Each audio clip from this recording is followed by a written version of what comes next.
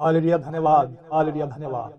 महान पिता परमेश्वर, धर्मीय पवित्र पिता परमेश्वर, स्वर्ग और पृथ्वी के स्वामी, हे भय योग्य पिता परमेश्वर, चंगा करने वाले, छुड़ाने वाले, बचाने वाले, देने वाले, तरस खाने वाले, क्षमा करने वाले, प्रेम रखने वाले, चंगा करने वाले, रक्षा करने वाले, सहायता और मदद करने वाले, भय योग्य पिता परमेश्वर, आपका धन्यवाद हो मेरे प्रभु, मेरे परमेश्वर।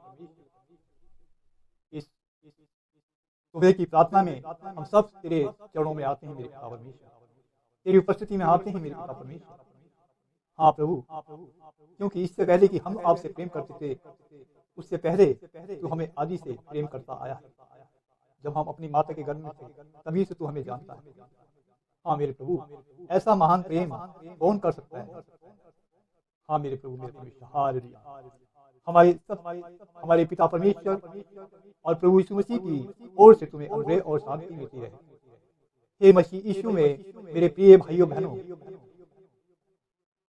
आज के समाचार का वचन जैसा कि मैं आप लोगों को बताता आया हूं,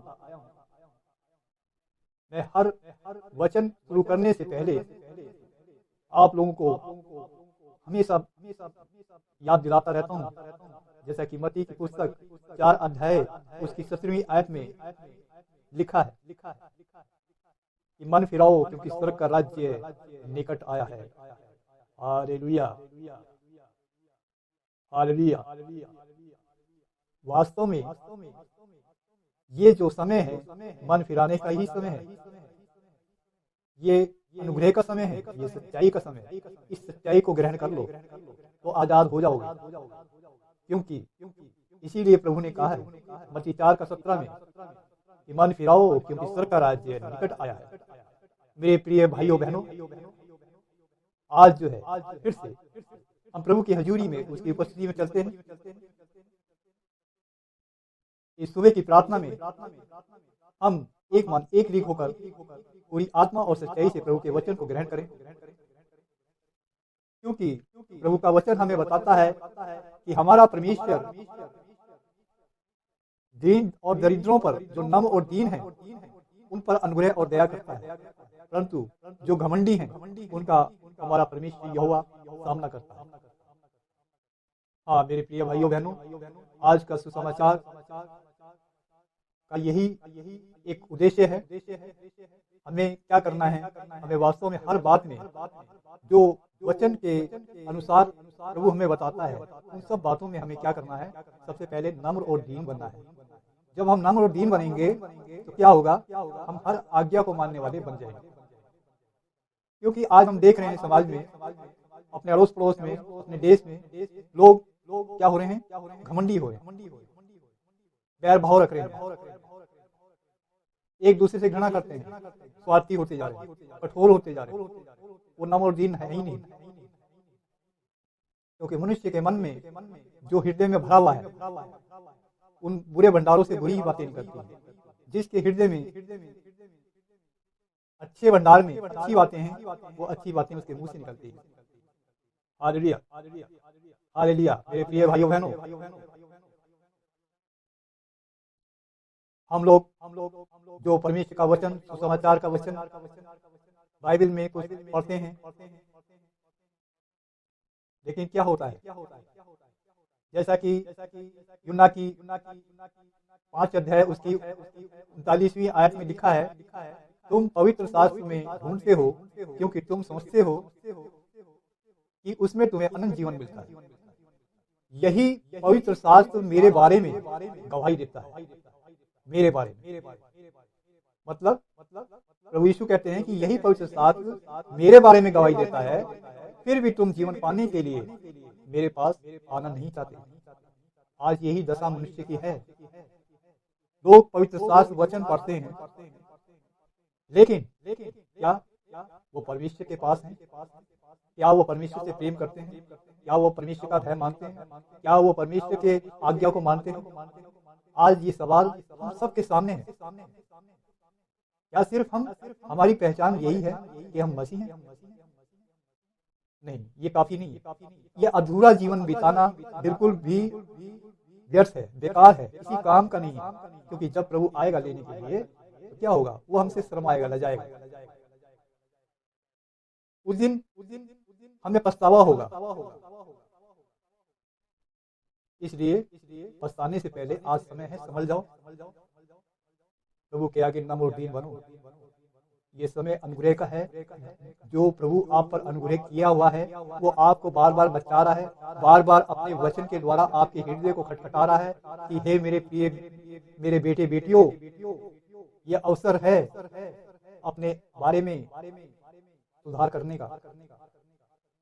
सुधर जाओ, अधर्म के मार्ग को छोड़ दो, सब बुराइयों को, मलिनता को छोड़ दो, बैर भाव को छोड़ दो, व्यभिचार को छोड़ो, संसारिक बातों पे मन मत लगाओ, टेढ़ी जाति में से बाहर निकल कर चले आओ, पाप का जीवन मत बताओ, नशा मत करो,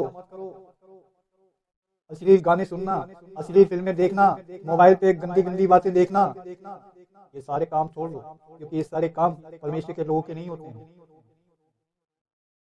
ये शैतान के काम है। ऐसे लोग शैतान के गुलाम बने हुए, क्योंकि लिखा है कि जो पाप करता है वो पाप का दास है। हमें पाप का दास नहीं बनना, हमें प्रभु का दास बनना है।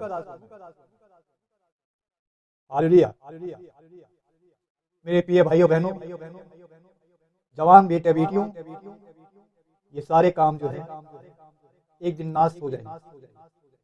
यदि कुछ बना रहेगा तो हमारा विश्वास बना रहेगा, और ये विश्वास ही हमें अनंत जीवन देगा, और इसी से हमारा उद्धार होगा, और इसी के द्वारा हमारे जीवन में आशीषें बरकते आएंगी, और इसी के द्वारा पृथ्वी पर भी और स्वर्ग में भी हमें प्रभु अपने साथ हमेशा के लिए रखेगा और अनंत जीवन देगा, हमेशा का जीवन।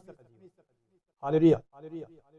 तो आज का जो विषय है मैं आपको बताना चाहता हूँ, यही है कि हम पवित्र शास्त्र को पढ़ते हैं और उसमें अनंत जीवन को ढूंढते हैं, परंतु यहाँ पवित्र शास्त्र मेरे बारे में, यानी कि प्रभु यीशु कहते हैं मेरे बारे में ये गवाही देता है, फिर भी तुम जीवन पाने के लिए मेरे पास आना नहीं चाहते। जीवन, मुर्दा जीवन नहीं, आत्मिक जीवन।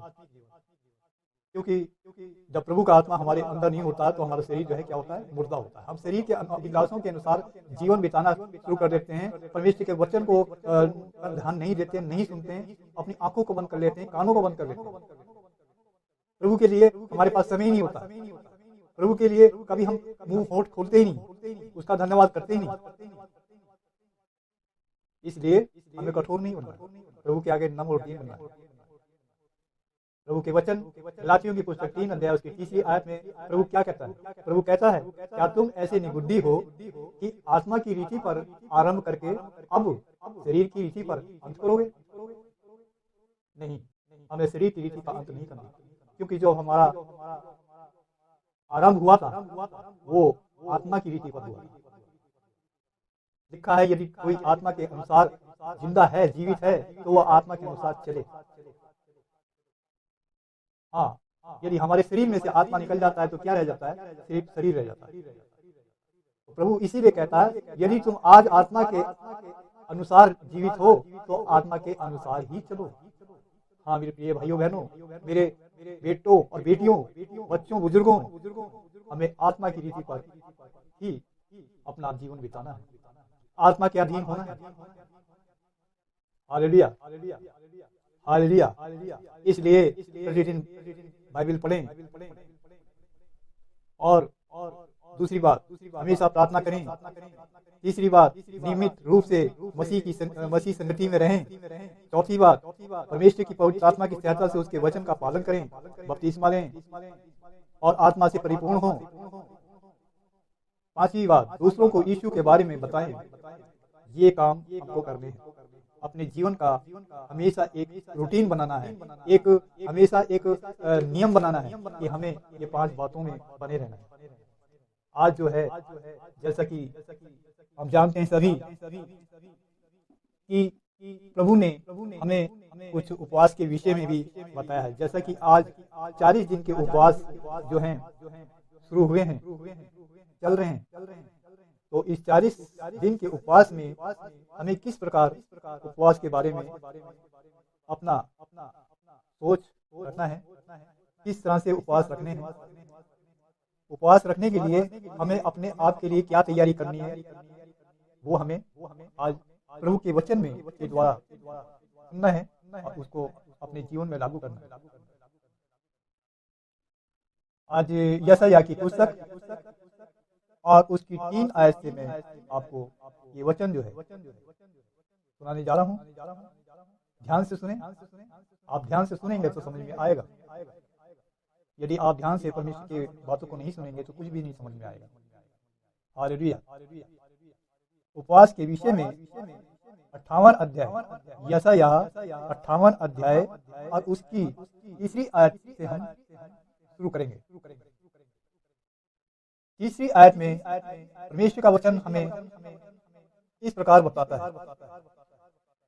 वे कहते हैं, तीसरी आयत, वे कहते हैं क्या कारण है कि हमने तो उपवास रखा परंतु तूने इसकी सुधि नहीं ली, हमने दुख उठाया परंतु तूने कुछ ध्यान नहीं दिया। सुनो, उपवास के दिन तुम अपनी ही इच्छा पूरी करते हो और अपने सेवकों से कठिन कामों को कराते हो।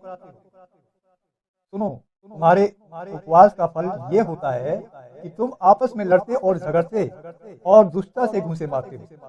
जैसा उपवास तुम आजकल रखते हो उससे तुम्हारी प्रार्थना ऊपर नहीं सुनाई देगी। साफ प्रभु बताता है कि जिस तरह का आप उपवास रखते हो उससे आजकल जो आप उपवास रखते हो उससे तुम्हारी प्रार्थना ऊपर सुनाई नहीं देगी। हाँ मेरे प्रिय भाई, कभी कभी ऐसा ही हमारे जीवन में होता है। हम उपवास रखते हैं परंतु जो है हमारी प्रार्थनाएं ऊपर नहीं पहुंचती हैं। हालेलुया। 5वीं आयत में यशायाह 58 उसकी 5वीं आयत में इस प्रकार है, जिस उपवास से मैं प्रसन्न होता हूँ, अर्थात जिस में मनुष्य स्वयं मतलब खुद को दीन करे, क्या तुम इस प्रकार करते हो? देखिए, अभी मैंने जब मैं आपके शुरुआत में वचन में बता रहा था कि आज हमें क्या करना है, सबसे पहले अपने को प्रभु के आगे नम्र और दीन बनना है। और वही बात यहाँ आती है निकलकर। यहाँ पर प्रभु बताता है 5वीं आयत में 58 का 5वीं आयत में बताता है, जिस उपवास से मैं प्रसन्न होता हूँ अर्थात जिसमें मनुष्य स्वयं को दीन करे, यानी छोटा बने, क्या तुम इस प्रकार करते हो? ये क्वेश्चन, ये आंसर हमारे आगे दोनों चीजें हैं, क्वेश्चन भी है, आंसर भी है।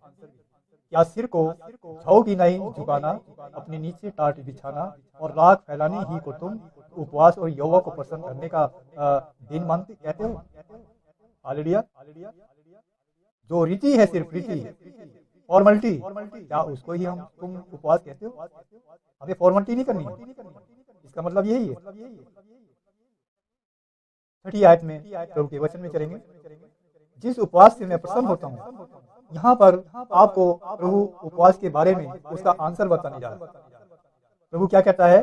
प्रभु 6ठी आयत में कहता है, जिस उपवास से मैं प्रसन्न होता हूँ वह क्या यह नहीं कि अन्याय से बनाए हुए दासों और अंधेर सहने वालों का जुआ तोड़कर उसको छुड़ा लेना और सब्जियों को टुकड़े टुकड़े कर देना। क्या यह नहीं है कि अपनी रोटी भूखों को बांट देना या अनाथ और मारे मारे फिरते हुओं को अपने घर ले आना, किसी को चंगा देखकर, किसी को नंगा देखकर वस्त्र पहनाना और अपने जाति भाइयों से अपने को ना छिपाना। तब तेरा प्रकाश ओ फटने की नाई, यानी सुबह का टाइम में, यानी कि सूर्य निकलने से पहले, पो फटने से पहले की नाई चमकेगा। तब तेरा प्रकाश पो फटने की नाई चमकेगा और तू शीघ्र क्या होगा? चंगा हो जाएगा। हाँ प्रिय भाइयों बहनों, ये चंगा होना क्या है? कैसे चंगा हो जाएगा? क्या हम बीमार हैं जो चंगे हो जाएंगे? या हमारे कोई फोड़े फुंसी निकले हुए हैं, या हमारा शरीर अपाहिज है, या हमारे कहीं शरीर में कोई नुक्स है? ये चंगा होना जो है प्रभु ने जो वचन में बताया है, मैं आपको बताना चाहूंगा यहाँ पर क्या होगा।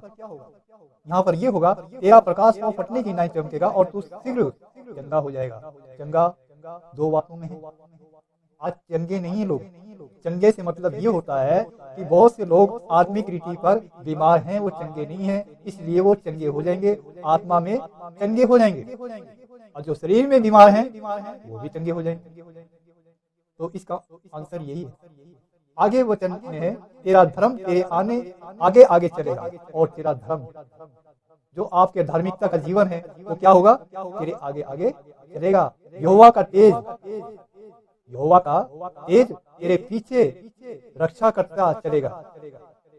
नबी है, जब तू पुकारेगा और यहोवा उत्तर देगा, तू दुहाई देगा और वह कहेगा मैं यहाँ हूँ, आपको उत्तर मिल जाएगा। कब? जब तू पुकारेगा और यहोवा उत्तर देगा, तू दुहाई देगा प्रभु के नाम से, प्रभु के आगे गिड़गिड़ाएगा, चिल्लाएगा और वह कहेगा मैं यहाँ हूँ। आज इस चीज की हमारे जीवन में बहुत ही खास जरूरत है, क्योंकि बिना पवित्र आत्मा के हमारा जीवन व्यर्थ है वास्तव में, क्योंकि हमारे जीवन में पवित्र आत्मा वास नहीं करता। और परमेश्वर जब आपको ये उत्तर देगा कि मैं यहाँ हूँ, तब आपका जीवन जो है, जिस प्रकार परमेश्वर आपके जीवन को बनाना चाहता है, आपको देना चाहता है, उसी प्रकार आपका जीवन बन जाएगा। उसी प्रकार आपकी प्रार्थनाएं जो रुकी हुई हैं, उसका उत्तर आपको मिलना शुरू हो जाएगा। यही परमेश्वर की आज की सुसमाचार की आज्ञा है। जब आप इस प्रकार अपने जीवन में ये काम करना शुरू कर देंगे, तब आपके जीवन में प्रभु का प्रकाश उतरेगा और आप प्रकाशमान हो जाएंगे। और जैसा कि यहाँ 8वीं आयत में लिखा हुआ है, तब तेरा प्रकाश वो फटने की नाई चमकेगा। तेरा प्रकाश, इसका तेरा प्रकाश वो फटने की नाई चमकेगा और तू शीघ्र चंगा हो जाएगा। यानी कि अभी तू बीमार है, आत्मिक रीति से तू बीमार है, इस कारण तू वो नहीं करता जो परमेश्वर तुझे आज्ञा देता है। क्या क्या नहीं करता, जैसे कि यहाँ पर लिखा है।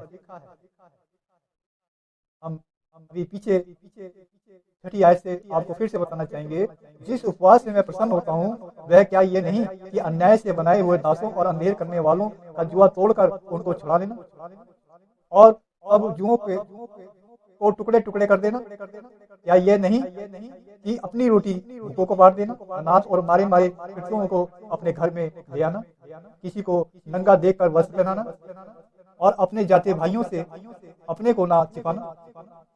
ये सारी बातें हमारे जीवन में जरूरी है। हालेलुया।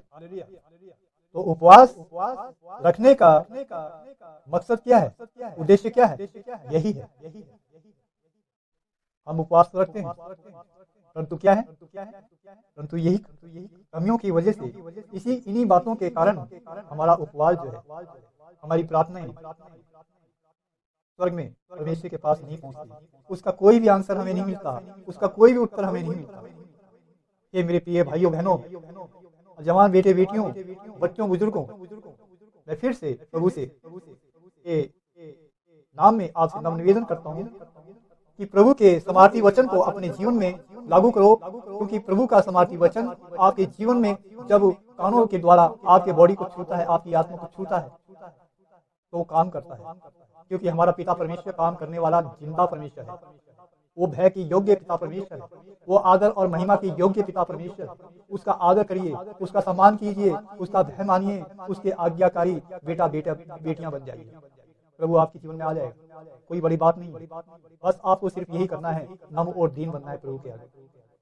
Hallelujah, hallelujah. और जो प्रभु परमेश्वर उसको आदर सम्मान जब आप देंगे, तो आप देखिए आपके जीवन कैसा बदलेगा। आपके जितने भी बिगड़े हुए काम है वो सारे बनेंगे। आपकी जो भी प्रॉब्लम है, जो आपके घर परिवार से जुड़ी हुई है, जो आपकी बॉडी शरीर से जुड़ी हुई है, आपके माइंड से जुड़ी हुई है, वो सारी हट जाएंगी प्रभु यीशु मसीह के समार्थी नाम में। हालेलुया। आप कुछ ना सोचें, यदि आप आज प्रभु के वचन पर ही सिर्फ ध्यान रखें, उसी को अपना, उसी पे फोकस रखें, उसी पर अपनी आंखें रखें, तब क्या होगा? तब आपके जीवन में अद्भुत काम होंगे। यदि आप इन सारी परेशानियों को देखते रहोगे, बीमारियों को देखते रहोगे, नशे को और व्यभिचार में जीवन बिताते रहोगे, इन सब बातों को, संसारी बातों को देखते रहोगे, तो आपका जो है उद्धार नहीं हो सकता, आपको शांति नहीं मिल सकती, आपके बिगड़े हुए काम नहीं बन सकते। हम सारी बातों को भूल जाएं, सब तरफ से ध्यान उठाएं और सिर्फ ये विश्वास रखें, ये भरोसा रखकर प्रार्थना प्रभु से करें कि प्रभु मेरे जीवन में आ, मुझे नम्र दीन बना, मुझसे बातें कर, मुझे सिखला, बतला, दिखा और मेरे जीवन में बड़े काम कर। क्योंकि प्रभु अद्भुत कार्य करने वाला परमेश्वर है। वो आपके जीवन में आएगा, उसे पुकारिए कि हे प्रभु जी मेरे जीवन में आ जाइए, मेरे जीवन में बदल दीजिए। मैं उपवास करना नहीं जानता, मैं प्रार्थना करना नहीं जानता, मैं काम करना नहीं कर पाता, मैं बेचैन परेशान रहता हूँ, पीड़ा में रहता हूँ, मुझे समझ में नहीं आता कि मैं क्या करूँ। प्रभु जी मुझसे बातें कर, मुझ पे अपना रहमो करम कर, मुझ पे अपना अनुग्रह कर, क्योंकि तेरा अनुग्रह का समय है, क्योंकि तू धर्मी और अधर्मी सबों पे मेहर बरसाता है। एक ही कुंड से धर्मी और अधर्मी जल पीते हैं। तू धर्मी और अधर्मी समूह पर अपना सूर्य उदय करता है, क्योंकि तू पक्षपात नहीं करता। इसलिए प्रभु जी मुझ पर भी रहमो करम कर, मुझ पर अपना अनुग्रह कर, क्योंकि ये तेरा अनुग्रह का समय है। हाँ प्रभु मुझे बचा, मुझे इन सारी बुरी आदतों से बचा, पापों के जीवन से बचा, अंधकार से भरमाने वाली अशुद्ध हत्यारी व्यभिचारिणी अशुद्ध आत्माओं से, नशे की दुष्ट आत्माओं से, बैर भाव की गाली देने वाली दुष्ट आत्माओं से, और प्रभु जी हत्यारी दुष्ट आत्माओं से, जादू टोनों से, अंधकार की सारी झूठी समाज से, विरोध से, फूट डालने वाली आत्मा, भ्रमित करने वाली, दुर्बल करने वाली बदलुएं, अलगाव की आत्मा जो आज पति पत्नी के बीच में है, इन सबों से हमें छुड़ा मेरे प्रभु मेरे परमेश्वर। जब आप इस प्रकार चिल्लाकर और पूरे हृदय से, पूरी आत्मा से प्रभु से प्रार्थना करेंगे, प्रभु आपके जीवन को बदल देगा। ये प्रभु का वादा है, ये किसी मनुष्य का नहीं है, क्योंकि जो प्रभु कहता है उसको पूरा करता है। Hallelujah, hallelujah. आज आपके जीवन में प्रभु काम करेगा, विश्वास रखिए, विश्वास रखिए। प्रभु बार बार कहता है कि विश्वास रख। हाँ मेरे प्रिय भाइयों बहनों, हमें विश्वास की जरूरत है, हमें भरोसा प्रभु पर रखना है, क्योंकि विश्वास के द्वारा ही अनुग्रह से तुम्हारा क्या हुआ है, उद्धार हुआ है। ये एक बहुत खुशी की बात है जो आज मसीह में है या अन्य जातियों में है, जो परमेश्वर को आदर सम्मान देते हैं। प्रभु उन सबों पे अपनी दया और करुणा करता है, क्योंकि वो महान परमेश्वर, वो सबों का परमेश्वर, जो मानते हैं उनका भी, जो नहीं मानते परमेश्वर को उनका भी वो परमेश्वर है। हालेलुया। आइए हम सब प्रार्थना में करेंगे, अपने आप को आज प्रभु के हाथ में फिर से सौंपते हैं, और इस उपवास के विषय में जो आपको वचन दिया गया है, उस वचन के अनुसार आप अपना जीवन बिताएं। जो दीन दरिद्र हैं, गरीब हैं, विधवाएं हैं, उनकी सुधि लें। एक अपने जीवन में एक लक्ष्य बना लें कि हमें अपना जीवन किस प्रकार का रखना है। गरीबों की दया करना, उनको खिलाना पिलाना, वस्त्र देना पहनाना, भूखों रंगों को उनकी सुधि लेना, उनको दान देना, उनको खाना खिलाना। ये जो है ये हमारे प्रभु का स्वभाव था। ये स्वभाव क्या था? ये स्वभाव सेवा भाव का था। हमारे प्रभु का जो स्वभाव था वो सेवा भाव था। हमें सेवा भाव का स्वभाव रखना है अपने जीवन में, हमेशा अपने लोगों का, अन्य जातियों का, सबों का सेवा भाव में रहना। और ये सेवा भाव इसलिए नहीं कि अपने स्वार्थ के लिए नहीं, लोगों को दिखाने के लिए नहीं, परंतु पूरे हृदय सच्चाई से प्रभु की सेवा जानकर लोगों की, मनुष्यों की सेवा करनी, पूरी पवित्रता से, पूरी सच्चाई से। हाँ मेरे प्रिय भाइयों बहनों, हमें प्रभु के आगे नामुद्दीन बनना है, सेवा भाव का स्वभाव रखना है।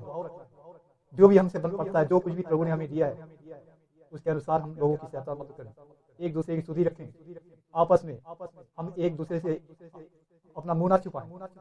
जितने भी मसीह बहन भाई हैं, जो परमेश्वर के लोग हैं, उन सबों से मिलें, बातचीत करें, वचन शेयर करें। हालेलुया। चलिए हम प्रार्थना में चलते हैं। धन्यवाद पिता परमेश्वर। सब अपने स्वरों को झुकाएं, आंखें बंद करें, प्रभु के आगे नामुद्दीन बने और वचन को फॉलो करें, अपने हृदय में वचन को ग्रहण करें। धन्यवाद मेरे पिता परमेश्वर, महान अनुग्रहकारी दयालु परमेश्वर। धन्यवाद करते हैं सुंदर समय के लिए मेरे पिता परमेश्वर। हाँ महान अनुग्रहकारी दयालु परमेश्वर, इस सुबह की प्रार्थना में पिता परमेश्वर हम तुझसे मांगते हैं तेरे पवित्र और पावन समाधि नाम से जो तूने हमें दिया है, अर्थात खुदावंद प्रभु मसीह यीशु के परसमात के नाम में मांगते हैं मेरे पिता। हर एक जन को आशीष कर, ब्लेस कर, उनकी प्रार्थनाओं, उनके कामों में आशीष बरकत दे। घर में बाहर जाने में, जाने आने में हर परीक्षा जोखिम से उन्हें बचाना पिता परमेश्वर। हाँ मेरे प्रभु, सब प्रकार की समस्याओं से उन्हें बचा मेरे पिता परमेश्वर। जो बीमार हैं, घर में हैं, जो हॉस्पिटलों में, उनको चंगाई शिफा दे। जो पाप का जीवन बिता रहे हैं, उन सबों को शिफा दे मेरे पिता। अपने मुख का प्रकाश उन सबों के चमका, ताकि वो प्रकाशमान हो जाए। हे ज्योतियों के पिता, हे आत्माओं के पिता, अपनी ज्योति उन सबों पे चमका जो आज बहन भाई अंधकार में भटक रहे हैं, ताकि वो प्रकाशमान हो जाए मेरे प्रभु मेरे परमेश्वर। ये आत्माओं के पिता, अपनी पवित्र आत्मा की समाज के द्वारा उन सबों की आत्मा को छू ले जो आत्मिक रीति से बीमार हैं। हाँ प्रभु, वो जो शरीर में जीवन बिता रहे हैं वो मुर्दा जीवन है, परंतु तेरा आत्मा जब उनकी आत्मा को छूता है तो प्रभु वो तेरे लोग हो जाते हैं, वो तेरे जन बन जाते हैं, वो तेरी महिमा करने वाले हो जाते हैं, तेरी आज्ञा मानने वाले हो जाते हैं। हालेलुया। हाँ प्रभु, अपनी पाक रूपी समाज के द्वारा सबकी आत्मा को छू ले। उनके हृदय को छूले, माइंड को छूले, बॉडी का शरीर को अंगों को छूले, नियंत्रण में रख। कहो कि सिर के बालों से लेकर पैर के नाखूनों तक अपनी पाक रुकान के शरीर की बॉडी के अंगों पर पैरा बैठा, अपने अनुग्रह में रख, अपनी दया और शांति प्रदान कर, उनके पापों का धर्मों को क्षमा कर प्रभु यीशु, अपने मुख के प्रकाश को उनको चमका ताकि वो प्रकाशमान हो जाए। हाँ बाप पिता परमेश्वर यहोवा, हम प्रार्थना करते हैं तेरे पवित्र जलाली नाम से जो तूने हमें दिया है, अर्थात खुदावंत प्रभु मसीह के नाम में प्रार्थना करते हैं, मांगते हैं तमाम बहन भाई और बेटों और बेटियों के लिए प्रभु जी, उनके घर पार कुटुंब के बच्चों के लिए, बुजुर्गों के लिए प्रभु जी जो आज पीड़ा में जीवन बिता रहे हैं, सबों को छू ले प्रभु जी। हाँ प्रभु जी, ताकि वो सच्चे हृदय से नवदीन बनकर आज जबकि ये 40 के दिन चल रहे हैं, उपवास के दिन, इन उपवासों में प्रभु जी वो पूरे हृदय से, पूरी श्रद्धा से, पूरी भक्ति से प्रभु जी उपवास रखते हैं। उनको समार दे मेरे पिता, उन्हें ज्ञान और बुद्धि समझ दे मेरे पिता। हालेलुया, हालेलुया प्रभु परमेश्वर, ये शांति के दाता, शांति के राजकुमार खुदावंत प्रभु यीशु मसीह अपनी शांति सबों के हृदय में डाल दे मेरे पिता परमेश्वर। उनके जो भी कार्य रुके हुए हैं पिता, उनके कार्यों के लिए प्रभु उनके मार्ग को खोले मेरे प्रभु परमेश्वर। हाँ प्रभु, जो भी समस्या है प्रभु जी उनकी, उन समस्याओं से उन्हें छुटकारा दे, उनकी सहायता मदद कर मेरे पिता परमेश्वर, उनको भला चंगा कर दे, आत्मा में और शरीर में भी उन्हें चंगाई छिपा दे मेरे पिता परमेश्वर।